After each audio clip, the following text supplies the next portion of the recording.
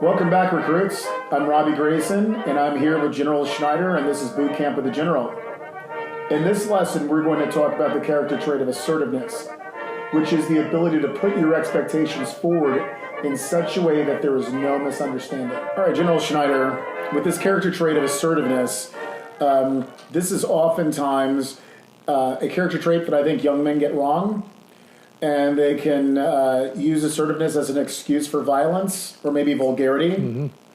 But if assertiveness is the ability to put forward your expectations in a way that no one misunderstands you, does that involve force or does it involve creativity? How do you communicate that?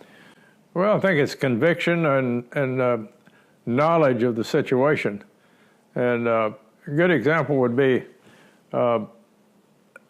having a checklist and a procedure for certain things. A lot of times that will be very helpful. In flying, you have a checklist that you use when you're starting the engine for every step of your pre-flight check, your interior check, starting the engine.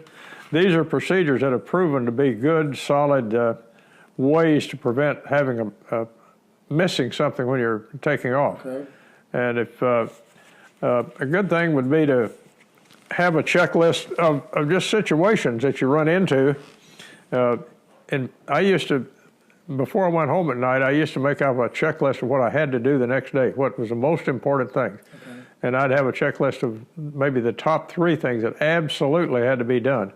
Then I'd have other things that I could do if I had time to do them. Mm-hmm. Might not get all 3 done today, but then they'd go up to the top of the list the next day. So I think assertiveness is really knowing your job, for one thing, mm-hmm. and being willing to take a little risk sometimes.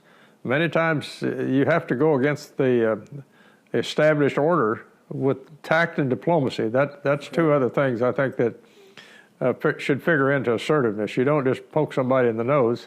You try to reason with them first. Right. And give us an example or 2. Well, an example in flying, I'll give you one in a real combat. We had a colonel leading a flight, and he was not very competent. He didn't fly very much. And we have 4 airplanes in a flight. I was flying number 3, which means that I was commander of the 2nd element, and he was a leader. And we went up over the bomb line, and he misread the signals of the panel signals for the friendly troops, and he thought they were enemy troops, and he dropped his bomb, and he wasn't a good bomber anyway, so they fell out in the rice paddies. Luckily, okay. Didn't hurt anybody, and so he goes around and I called. I could see what was happening. I called number 2 and 4, and I said, "Do not drop." They were brand new 2nd lieutenants.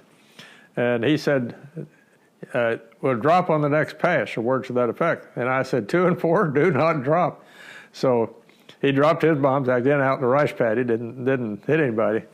And so we got back to the headquarters, or back landing, and he came up the ladder and was shaking his fist at me and said, "I'm going to court martial you. Disobeyed a direct order." And I said, "Sir, you were going to drop on our friendly troops." So we went into the debriefing, and the wing commander said, "Ollie, were you leading Rupert Red flight?" And said, "I just got a call from the commander up there, said had a flight of fighters almost dropped on friendly troops."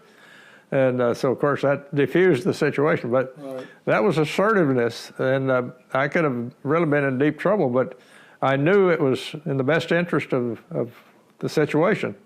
So sometimes you've got to go against the grain and take some risk, and that was a big risk because he very definitely said, drop your bombs, and I said, "Do not," and that went against the thing. So anyway, a little tact and diplomacy wasn't, in that situation, you didn't have time for it. Right. But on the ground, many times when you run into a confrontation, a little bit of humor and just trying to diffuse or ask questions if somebody disagrees with you strongly. Say, "Well, what's your recommendation? How would you do it?"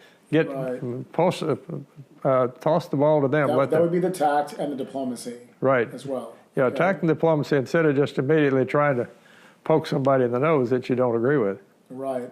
So that's a very clever way, I think, of being able to determine if you do need to be assertive beyond that. Right. Because when I was younger, I was taught that if you, for whatever reason, have to go against authority, you have to be willing to take the consequences. That's right. Exactly. So maybe that's one thing that's critical. One key component is that, if you have to be assertive in a way where there's consequences, that you man up and you take the consequences. Well, in as leadership, you have to not hammer somebody who does go against the grain like that if they were correct on that, even though they made a decision or gave an order that was against the established routine. Right. You've got to be able to back them up if they were using their best judgment that needed to be changed.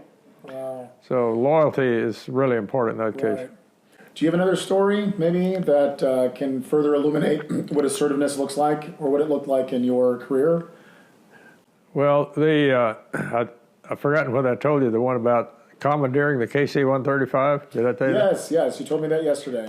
Yeah, that was really an assertive situation there, and I think we've already covered that in the. Actually, we haven't covered it, and you talked to me about it. I don't think we actually mentioned it. Well, this is a situation where I was the vice commander of a unit.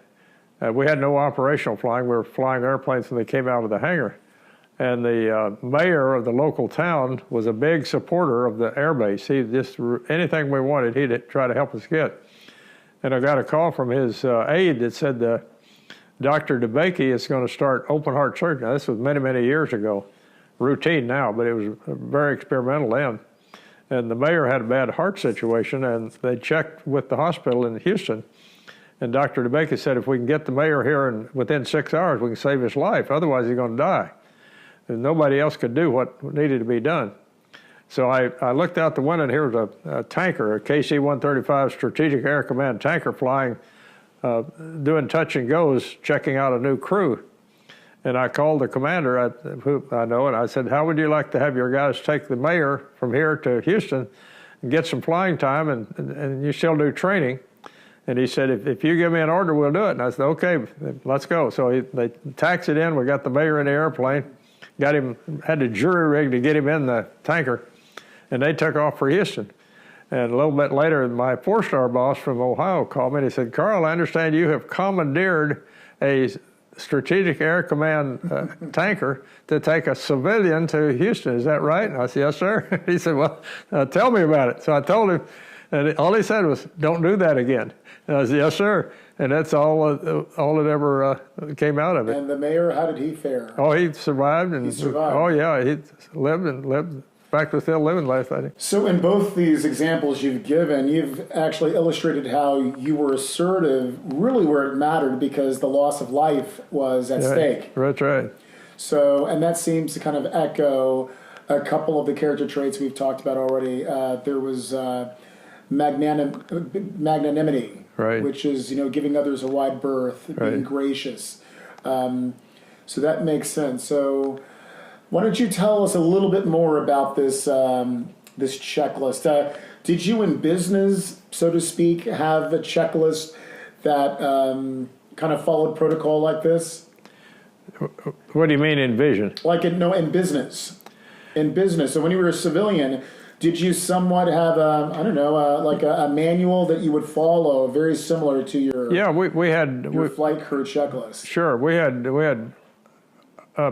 I guess we call them operating procedures, right? Mm-hmm. And we would go by those in general if they made sense. Now there were times where it didn't make sense. You had to use your good initiative and your background to make a change in them, or if it was something. In fact, talking about the Air Force checklist, we had what we called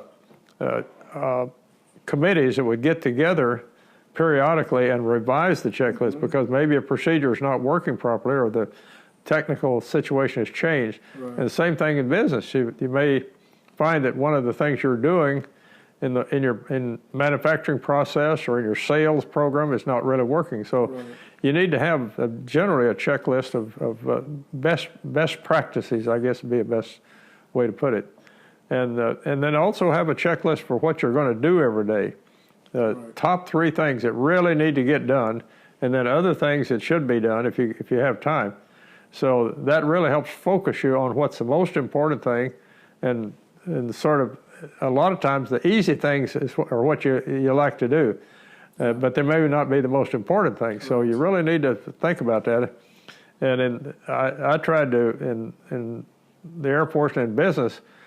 Before I went home every night, I'd sit down and really think through what I absolutely have to get done the next day, and top 3 things, and then maybe a dozen things that you'd like to do if time permitted. Mm-hmm. But many of these down here would be real easy to do, but they would distract you from getting the more important things done. Right.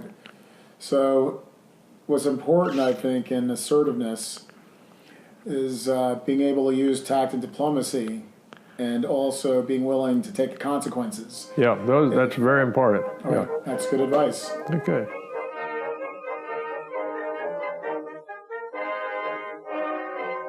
Well, I think